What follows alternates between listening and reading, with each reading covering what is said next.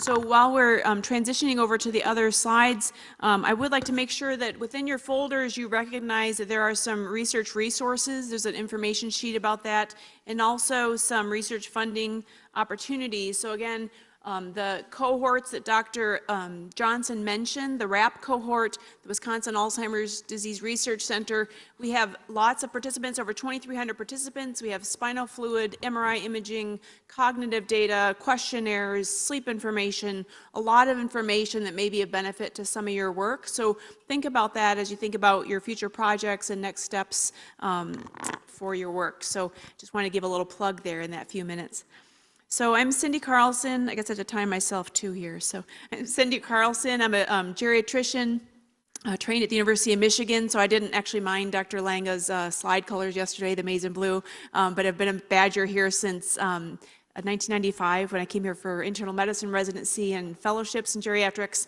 And my special interest is in preclinical disease treatment, looking at biomarkers and vascular risk factors and thinking about how we can treat vascular risk factors in preventing Alzheimer's disease.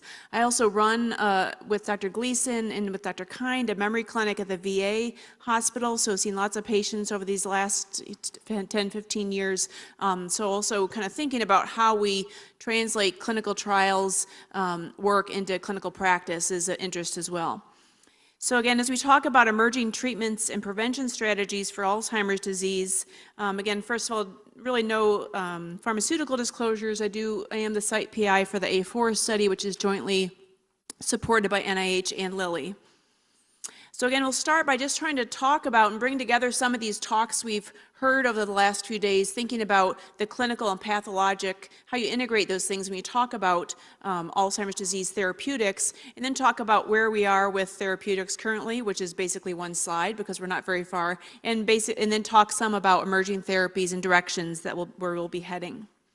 So we talked yesterday, and Dr. Roy showed a slide showing, again, with the normal brain shown on the top, compared to someone who has Alzheimer's disease, there's obviously some atrophy over time. But if you look at the normal brain, again, we'll see these normal neurons, normal extracellular matrix. Whereas if you look at someone with Alzheimer's disease, as we've heard, you'll see these changes, these amyloid plaques, and then these intraneuronal neurofibrillary tangles composed chiefly of tau. So we've heard a lot about different mechanisms trying to target those therapies toward those mechanisms, understanding that we're not quite at the point of developing disease-modifying therapies. Yet at the same time, the other question is, we've also seen, as Dr. Johnson just showed, that we can have underlying Alzheimer's pathology in people who do not have clinical symptoms as well. So we have this, we're understanding more about the pathology, but yet we can have pathology in people who may never develop Alzheimer's disease. So again, these slides that Dr. Johnson showed just a few minutes ago, you can have amyloid plaques, neurofibrillary tangles in someone who maybe has some cognitive decline, but again, it's not clear that they will go on to get Alzheimer's. And because these neuroimaging tools are fairly new, so again, the amyloid imaging has only been around for about 8 years, we don't have longitudinal data to help us understand fully if somebody has positive amyloid on their amyloid scan, will they definitely go on to get Alzheimer's or have the exact proportion of people who go on to get Alzheimer's disease. So again, this is really important as we talk about therapeutics, because now we have the tools to identify the disease, but we also have how people respond to the disease. And there may be symptoms or other things that are affecting their resilience to that underlying pathology, such as things mentioned by Dr. Langa yesterday, educational ability, as Dr. Johnson pointed out, Dr. Conquo's work looking at exercise, or Dr. Clark's work looking at cognitive resilience. So there's other factors that may affect how damaging this pathology is to our clinical presentation. So in Alzheimer's disease therapeutics, it raises questions. Do we target the person with dementia or with symptoms? This is my grandmother who had Alzheimer's disease. Or do we target the pathologic changes? Well, we need to probably do something in between. As Dr. Roy was pointing out yesterday, it needs to be an iterative process where we understand how changing the pathology changes the clinical presentation and how the clinical presentation is related to the underlying pathology. So here's my slide on where we are currently with Alzheimer's disease therapeutics. Dr. Koo mentioned this earlier. Again, we right now have cholinesterase inhibitors. So there's 3 different cholinesterase inhibitors. They all work about the same. So again, these are cholinesterase inhibitors are preventing acetylcholine from breaking down. So basically helping these dying neurons communicate with each other. They're not affecting synaptic health. They're not really affecting the underlying disease pathology. They're really just helping these dying neurons to communicate better and reduce symptomatic Alzheimer's progression. In 2003, we had the NMDA antagonist, memantine or Namenda, was approved by the FDA to treat Alzheimer's as well. So this is more of a additional therapy added on to cholinesterase inhibitor or uses monotherapy if someone can't tolerate cholinesterase inhibitors. But again, these are the therapies we've had, and we've had the same therapies for the last 14 years without much progress in this area. And so if you look at the impact, so again, we've seen slides similar to this. If you look at the cognitive trajectory of normal aging, which may be different for each person, as we heard from Dr. Pearls yesterday, some of us may have a slower decline from age-related decline. But if you look at the person who will eventually develop Alzheimer's and you follow them along in their cognitive decline, where they develop mild cognitive impairment, showing some clinical deficits on cognitive testing, and then when they develop dementia due to Alzheimer's, where they actually develop functional deficits, we can see that, again, in this backdrop, you have all this Alzheimer's pathology that's accumulating, and as we heard today, maybe actually starting before we're born. So some of this Alzheimer's changes over time. By the time we get to this point where we're treating someone, they already have a lot of Alzheimer's pathology. They've had a lot of neuroinflammation, other neuronal damage. And so again, that's what a lot of the thought has been, to try to treat earlier, because it may be too little too late to target anti-amyloid therapies or other therapies late in this disease course. So again, with the therapies we have now, I'm trying to tell my patients, here we're going to put you on this medication, and basically it's going to slow your progression, but they're comparing themselves to where they would have been before, and from their perspective, they're still declining over time, which they are. So again, the current therapies are just purely symptomatic and actually not that strong right now. So again, I think we've heard a lot in the last couple of days how we really want to, or a lot of the emphasis has been, well, we know that there's Alzheimer's pathology based on the amyloid pathology and the tau pathology, so why don't we target some of our mechanisms? And that's where a lot of the research has been on trying to target anti-amyloid and anti-tau therapeutics. But if you look at this, so again, this is a schematic that kind of shows, if you look here, again, these amyloid plaques, you have the underlying synaptic dysfunction, the neurofibrillary tangles composed chiefly of tau, shown here. Most of the research, again, or the current clinical status is to kind of address synaptic dysfunction, not really addressing the abnormalities in the synapses themselves, but trying to optimize their, the cholinesterase function. But then you also have most of the research then has been done in this area, as Dr. Koo alluded to earlier. So again, trying to address this amyloid precursor protein, looking at these important cleaving enzymes, so the beta amyloid converting enzyme or BACE inhibitor, and also the gamma secretase enzymes, trying to again look at inhibitors to those. But again, a lot of these clinical trials have failed. Again, as mentioned previously, there have been some adverse side effects, retinal toxicity, hepatic toxicity, some other skin changes that have led to them not being effective therapies. So again, while they seem promising as far as targeting the things we know are related to Alzheimer's disease, their side effects prevent them from being used clinically. However, there are some other BACE inhibitors that are being studied still. So as they go through different iterations and different generations, there are some that are still under investigation. And then, as Dr. Koo alluded to earlier, not as many of the gamma secretase inhibitors. But again, other agents that are trying to look at the other components of this schematic, so looking at the aggregation, looking at the tau, looking at the neuroinflammation. But again, so far, a lot of these clinical trials have failed, unfortunately.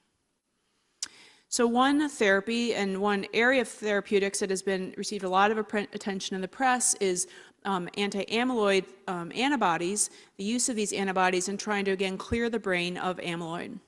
And just to use as an example, solanezumab, which is still being used to study people with MCI and people who are preclinical, has been shown in 3 trials, Expedition 1, 2, and now 3. Initially, it showed that solanezumab, which is given as an infusion once a month, these studies were 18 months. Again, they had over 2,000 patients. The therapy did not show any decline in their rate of decline for their cognition. So again, despite having some effect on clearing amyloid, they did not affect cognition. But they did see a little bit of a signal in people who had early changes, so who are still in the very mild stages. So they said, well, let's look at those who are in the milder stages and do a study in them and see if there is a better signal. So before the amyloid causes as much neuronal damage. But again, what they found in Expedition 3, which was just published about 5 months ago or so, they found that there was not much of an effect in them either. So even people with very mild stages of Alzheimer's disease, there's probably still too much of that amyloid accumulated damage over time to really see a benefit. So again, trying to push this further to better understand how can we target therapeutics earlier. So we've heard a lot today. Why do we have failed Alzheimer's clinical trials? Dr. Coos outlined a lot of the troubles with the suboptimal animal models. So again, the animal models trying to get both the amyloid and the tau changes, the age-related changes, and then trying to replicate what happens to humans. So I'm very thankful that I don't have to do a Morris water maze test myself. I think that would be very exhausting, or I think just occasional fall corn maze is enough for me. But again, as humans, you know, again, we don't have the same type, the cognitive challenges are obviously very different, and just trying to replicate what happens in Alzheimer's disease is more, as he mentioned, is more Mouseheimer's disease. So, and then as Dr. Johnson alluded to, we're just now beginning to see how these biomarkers can help us understand the underlying disease process. But again, we still need time for us to be able to better understand how do these biomarkers predict who's actually going to decline. Because again, you don't want to do a monthly infusion of an IV therapy for someone who's never going to get Alzheimer's disease. You know, if they live in a small rural community, they might have to drive somewhere far away to go get their PET scan to see if they qualify for a study, and then come in monthly to a hospital for these therapeutics with the chance that they never would have gotten Alzheimer's. So again, we really need these biomarkers to help us understand who are the people who need to be in these clinical trials and who are going to benefit from these therapeutics. We've also, again, focused chiefly on beta amyloid. It's kind of the smoking gun. It's sitting there in the brain, and so a lot of the various therapeutic trials have focused on amyloid therapy, anti-amyloid therapy, and we know that having amyloid by itself is not the only thing leading to Alzheimer's symptomatology. And so, again, as been mentioned, I think there's a lot of interest now in looking at non-amyloid related pathways so we can make sure that we're not ignoring the other factors that are going into someone developing symptoms. It's also difficult, as pharmacists and pharmaceutical scientists will discuss, is getting drugs across the blood-brain barrier. So our brain's very smart and has lots of ways to help protect the brain, and that includes trying to prevent drugs that we give to people from getting across the blood-brain barrier into the tissue where we want it to work. There was a study, I know people have probably heard of some ultrasound therapy that they gave to animals to try to break apart amyloid plaques, and then it was released into the bloodstream. But part of the way that worked was to interrupt the blood-brain barrier integrity. So that's great. You can get the amyloid out of the brain and disrupt the blood-brain barrier integrity, but the blood-brain barrier is there for a reason too. So we don't want to disrupt the integrity of our blood-brain barrier on a long-term basis, because that's obviously it's there for a reason. So again, trying to get these drugs into the brain in a way that's safe and not going to cause other damage. And then again, a lot of the clinical trials didn't include people who are most likely to decline. So again, if you look at the populations who are included in trials, about 90% of NIH studies and 97% of industry studies had people who were non-Latino or non-Hispanic white participants, whereas we know that Latino adults are about 1.5 times as likely to develop Alzheimer's, and African-American adults are twice as likely to develop Alzheimer's. So why were they, you know, again, they were not included in these studies. So again, if you're trying to study the people who are greatest risk for developing Alzheimer's disease, yet they're not in the studies, that's going to affect your power to look for a change based on your therapeutic intervention. So again, what are the underlying treatments that are under investigation currently? So again, there are therapies, trying to still look at the clearing beta amyloid from the brain. So again, solanezumab, crenezumab, and other therapies are still being investigated for treatment of Alzheimer's. There's other agents that are being used to look at reducing aggregation of amyloid in the brain, so the BACE inhibitors and carvedilol, interestingly, which is a FDA-approved medication to treat heart failure and blood pressure. There's other therapies that can be used to treat abnormal tau phosphorylation. So actually several agents that are used to treat diabetes that are FDA approved are under investigation because they've had some effect on tau phosphorylation. Therapies that affect neurotransmitters, others that reduce inflammation. There have been some studies using obvious medications like prednisone and other anti-inflammatory therapies that have not worked, but trying to look at others that may offer some neuroprotection and anti-inflammatory effects. Medications to improve glucose balance in the brain, so intranasal insulin, where you're bypassing having to have the insulin injected systemically and causing low blood sugar, injecting it right into the nose, goes into the brain directly and has some effect, so that's being investigated. And also therapies that may improve brain blood flow. So novatapine is another cardiovascular medication that may have effects on the vasculature to the brain. So those types of therapies are currently under investigation. So again, one of the biggest things that has been in the field of therapeutics is, again, trying to move the therapies earlier. Can we treat people with mild cognitive impairment, and does that prevent progression onto Alzheimer's disease? Well, they've used the standard therapies. They've used cholinesterase inhibitors in people with mild cognitive impairment. Dr. Ron Peterson, who's here yesterday, led a large study that showed that it didn't make a difference. So you put people with MCI on these cholinesterase inhibitors, and it did not reduce their progression to developing Alzheimer's disease. So what about other therapeutics? So right now there's no approved therapies for mild cognitive impairment or for prevention of Alzheimer's disease. So that's where the field's heading, though, is trying to identify the people who have normal cognition, but who do have some basic biology changes in their brain, but again, with the understanding that the basic biology changes that will progress on very likely to Alzheimer's, and that's where there's a big gap in what we fully understand. What's that combination that's going to help us find who's going to benefit most from preventive therapies? So again, we don't want to wait till someone has symptoms and goes into their physician to be evaluated, but we want to really look at these biomarkers and piece them together with the cognitive measures, as imperfect as they are, but trying to tease apart who's most likely to benefit. So Dr. Johnson has shown this slide, and again, in addition to the impact cohort that he mentioned as part of our Alzheimer's Center, we also have patients with mild cognitive impairment and Alzheimer's disease. So again, this is another plug to think about using these wonderful cohorts for some of your studies and some of your work. Again, we have over 2,300 people now at all stages of risk and with disease, CSF, MRI, PET scans on some, so a lot of data. And so these are the cohorts we're using to better identify who's at risk for progression, and again, chiefly people from the impact cohort, who's going to be at risk or who could be involved with clinical trials, who may be at greatest chance of benefiting from these therapeutics. So again, at our center, we do use, again, MRI, looking at not only brain atrophy, white matter changes, but also brain blood flow, showing that using the techniques that Dr. Johnson mentioned. Arterial spin labeling is one that looks at small vessel blood flow, and then also the 4D flow measures that Dr. Oliver Wieben has developed that give us a better sense of the overall brain blood flow. PET scans that can show us neuronal health by looking at glucose uptake, but also the amyloid and tau changes in the brain. And then also the area that I'm most involved with, the cerebrospinal fluid biomarkers, which again tell us about amyloid changes, brain changes. We can also use the CSF to look at other neuroinflammatory changes in the brain and axonal injury. So our CSF, we've collected on over 1,500 people across, but again, probably about 800 or so who have longitudinal data over time. So again, we collect a small amount of, or about 22 milliliters of spinal fluid from the low back area, which again gives us unique information about the brain health. Again, these are some of the measures that we're currently looking at. So we can look at tau pathology, measures of gliosis, axonal injury, inflammation, and amyloid pathology using the CSF. And this is an example of kind of pulling together some of these biomarkers. This is a study that Annie Racine wrote up, who worked with Dr. Johnson.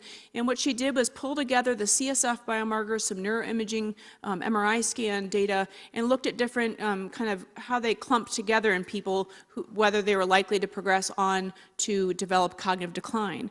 And so what she found is that this group, which had more Alzheimer's-like pathology, meaning that their cerebrospinal fluid levels of beta amyloid suggested that there was more deposited in the brain, that their tau levels were higher, suggesting there was some neuroinflammation or neurodegeneration, and then that there was more white matter changes on the brain and some mild atrophy, showed that that pattern, which looked more Alzheimer's-like, they had a greater rate of cognitive decline. Will they go on to get Alzheimer's? We don't know that yet, and that's one of the areas that we're still working on. As far as prevention for Alzheimer's, again, just as with treatment of Alzheimer's, a lot of times they'll try the treatments in Alzheimer's patients and they move on to prevention. There have been a lot of different therapies under investigation. So again, amyloid therapy, anti-amyloid therapy, the antibody therapy is under investigation. We're a site for one of those studies. Statin drugs has been an interest of mine. I'll show you a few slides in a few minutes. The antihypertensive therapy, resveratrol, which mimics caloric restriction, is under investigation. Hormone therapies, and again, the timing of when those hormone therapies are given is really critical. Anti-inflammatory therapies, intranasal insulin, a variety of nutritional agents, and then dietary interventions that combine basically a Mediterranean diet with an antihypertensive diet called the DASH diet into a diet called the MIND diet. So again, with one interest that Dr. Johnson mentioned of our group, and an interest of mine in interest in clinical trials, is looking at how can we look at this neurovascular coupling that we know happens in the brain and how it relates to amyloid, and then develop therapeutics that address that.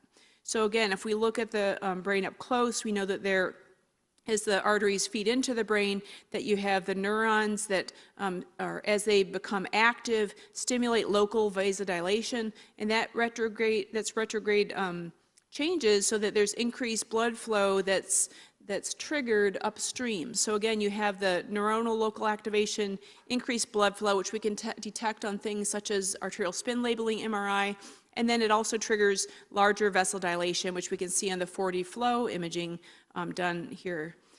So again, we know that, again, there's tight control of blood flow in the brain, so different than we see in the periphery. There's a very tight cerebral autoregulation. So again, how the brain reacts to vascular stiffness is something that's still not completely clear, which is why we're trying to better understand how does amyloid pathology, how do the synaptic functioning, how does an intact blood-brain barrier, how does that all relate to potential therapeutic interventions. So there have been some studies.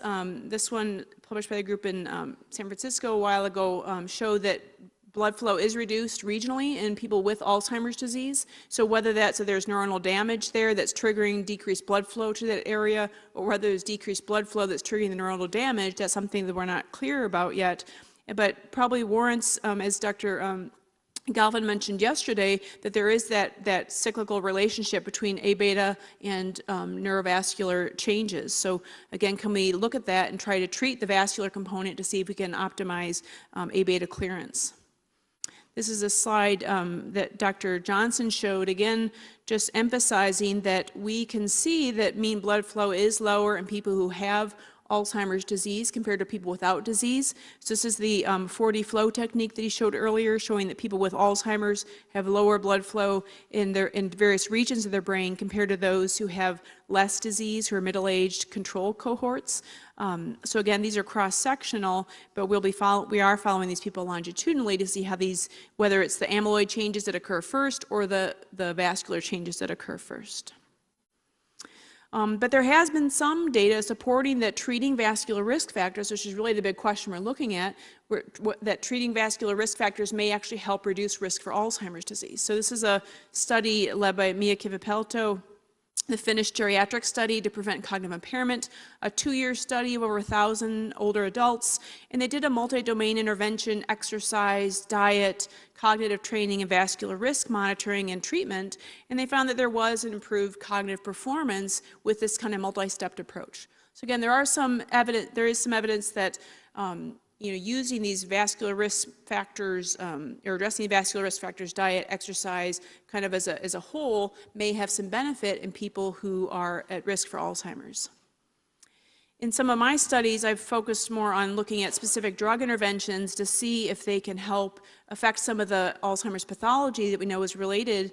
And so these are people who are from the a RAP-like or an impact-like. They're middle-aged adults with parental history of Alzheimer's disease, and we gave them statins either at a 4-month, these two studies were 4-month of therapy of intervention, and the statin therapy, the simvastatin in this study showed that there was improved blood flow to regions of interest, so regions related to memory and learning, and also some signal of improved cognitive improvement. However, we're still analyzing some, we have a longer study, a 9-month study that showed that there's less of an effect, an 18-month study that we're analyzing to see if it can be replicated. And so far, again, it's not clear how much of this, whether it's only certain people with certain cholesterol values that may be most likely to benefit from statin intervention to actually improve the blood flow to these parts of the brain. So the other thing we looked at, interestingly, is that statins also in animal models have been shown to reduce beta amyloid. In brain homogenates of animals, they've been found to reduce statins have been found to reduce beta amyloid by 50%. So not just the CSF, but also the homogena of the brain. But in this study, this is a 9-month randomized controlled trial. We did not see a change after giving them high-dose simvastatin therapy. And again, these are middle-aged, at-risk adults, 100 individuals, so 50 people per group. So again, no changes in the beta amyloid in this cohort of at-risk adults. So again, there's a lot of work still being done, though, on prevention. So again, using these, trying to help us to think about who are the people most likely to get Alzheimer's. So using these biomarkers that we have, so using, for example, amyloid PET to see what if we look at people just with elevated amyloid on their PET scans. And so this is a large-scale international study, the A4 study, that's enrolling over 1,100 people who are 65 to 85 who have elevated amyloid on their PET scans. That's about 25% or so of people in that age range will have elevated amyloid on their PET scans. And they come in once a month for these IV infusions of this anti-amyloid antibody therapy. So again, this will be an important study because I think that, again, you're not only going to see whether there's a budge on the amyloid scans, on their amyloid deposition levels and their CSF amyloid levels, but you're also going to be able to see the primary outcome is going to be their cognitive performance. So again, what their cognitive performance is, how it changes the biology will show us if there's a big improvement in amyloid levels, but there's no budge on cognitive performance, then that might tell us again that focusing all of our energy on amyloid may not be the best way to go. We may need to focus on the other things that kind of mitigate the effects of amyloid. And then another study, so this again is related to Dr. Okonkwo's other work that Dr. Johnson showed. Again, the EXERT study is led by Laura Baker, and this is an exercise intervention study for people who have mild cognitive impairment. So again, kind of looking at, again, Dr. Okonkwo's data showing that people who were exercising tended to have a blunted effect of the amyloid on their cognitive performance. This study is going to look and see if we do an exercise intervention, can that help protect people's cognition who already have mild cognitive impairment. So this will be an important, again, nationwide study. And it's practical in that it's partnering with YMCAs so patients can actually sustain their physical activity after they complete the study. Whereas other studies where you're coming in for monthly infusion, as we mentioned, may not be as practical for implementation down the road. So in summary, again, novel biomarkers and clinical risk profiles can help us identify individuals who are most likely to benefit from AD-specific therapies. Again, so piecing together what we learned from epidemiologic studies and who's most likely to get the disease, plus with the underlying biology that we understand and who's most likely, again, trying to make sure those are the people that we're studying. The second is that AD therapeutic and prevention studies, again, need to incorporate both biologic measures and these clinical measures to see if there's a budge in the signal, again, that clinical pathologic phenotype, making sure that we're actually seeing changes that are clinically relevant. And then again, the failure of the amyloid-based therapeutics has really led us to think about other directions for therapeutics. And then emphasis, again, on, are there cognitive activities, are there exercise or other things that could help us not only remove the amyloid, but actually mitigate some of the effects of amyloid on our cognitive performance. So again, it's a wonderful group of people here at Wisconsin and internationally, so really thankful to be here and be able to work with so many great people, and thank you.